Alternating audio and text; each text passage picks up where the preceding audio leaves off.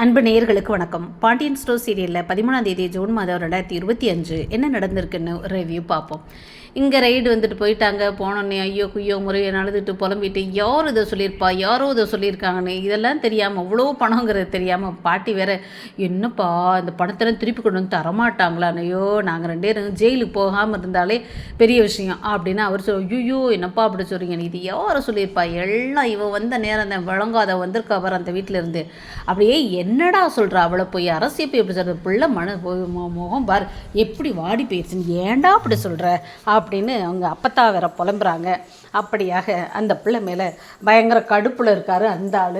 அதுக்கு இவதே எதுவும் சொல்லியிருப்பாளோ, இவதே எதுவும் சொல்லியிருக்கணுமோ அப்படின்னு கேட்டா, எப்பா அவளுக்கு தெரியவே தெரியாப்பா, ஏன்டா நீ சொல்லியிருப்ப, கொல்லப்புறத்தில் கோடி கோடியாக வச்சுருக்கோம், அடுப்பங்கரையில் 1000 வச்சுருக்கணும், அதனால தான் அப்படின்னு சொன்ன உடனேவும் இல்லை நான் அப்படிலாம் சொன்னதே இல்லை, அவளுக்கு தெரியவே தெரியாது, இப்படி ஒரு விஷயம் இருக்குன்னே அவளுக்கு தெரியாதுப்பா அப்படின்னு சொல்லியாச்சு. அப்புறம் ரூம்குள்ளே போய் பேச போகிறாங்க. இவன் போன 2 பேரும் போகிறானுங்க. இதுக்கிடையில் பார்த்தீங்கன்னாக்கோ நம்ம அவங்க மயில் வீட்டில் அவங்க அம்மா கண்டபடி திட்டு விட்றாங்க. நீ இனிமேல் இங்கே இருக்கக்கூடாது, எங்களால் முடிஞ்சவங்க கஷ்டப்பட்டு உனக்கு கல்யாணத்தை முடிச்சு வச்சோம், ஒழுங்காக உங்கள் வீட்டுக்காரோட போயிரு, இங்கெல்லாம் இருக்காது அப்படின்னு அவங்க சொன்னோன்னே இந்த பிள்ளை பரிதாபமா அவர் வேலை செய்கிற இடத்துக்கு பார்க்குது. ஆனால் அங்கே அவர் இல்லைன்னு ஃபோனை பண்ணி பார்த்தா இந்த மனுஷன் கட் பண்ணி விடுறான். அப்புறம் உடனே திரும்ப என்ன செய்யுது, அங்கே வேலை செய்கிறவரோட ஃபோனை வாங்கி பண்ணு, நான் எடுத்த உடனே என்கிட்ட பேசாத, என்னை தேடி வராதா, இருக்கிற இடத்துக்குலாம் வராத அப்படின்னு அந்த ஆள் கட்டி விட்றாரு.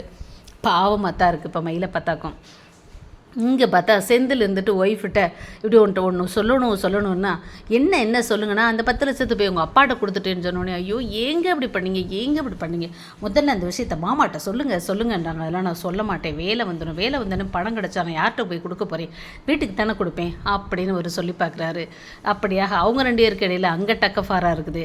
இங்கே பார்த்தீங்கன்னாக்கோ நம்ம குமாரும் அரசியும் ரூமுக்கு வந்துட்டாங்க. வந்தோடனே இந்த பிள்ளை ஏசியை பட்ட ஏசி இல்லாமல் படுக்க மாட்டியா, என்ன அப்படி இப்படின்னு அவர் சும்மா கையில் எதுவும் விசிறிக்கிட்டு இருக்கிறவங்க அப்படின்னு நக்கலை, நான் ஏண்டியா பேசுகிறேன், நீ தான் சொன்னியாடின்னு, எனக்கு தெரிஞ்சிருந்தா அவ்வளோ பணம் இருக்குதுன்னு நானே சொல்லியிருந்திருப்பேன், எனக்கு இதெல்லாம் தெரியாது அப்படின்னு நான் சொல்லியிருந்தாலும் கட்டாயமாக சொல்லியிருப்பேன். அந்த பொண்ணு சொல்லுது, உனக்கு எவ்வளோ திமிரு இருக்கண்டி அப்படின்னு அடிக்கப்போ அடிச்சிருவேண்டின்னு அடித்தா நான் சும்மா இருப்பேனா, நானும் அடிப்பேன் அதை விட 10 மடங்கு, உன்னை ஏன் அம்பாசமுத்திரம் தெரியும் கொண்டிருக்கணும் அப்படின்னா எப்போ கொள்றேன்டி அப்படின்னு சொல்லிட்டு கழுத்து பிடிச்சி நெரிச்சுக்கிட்டு அலையிறாரு.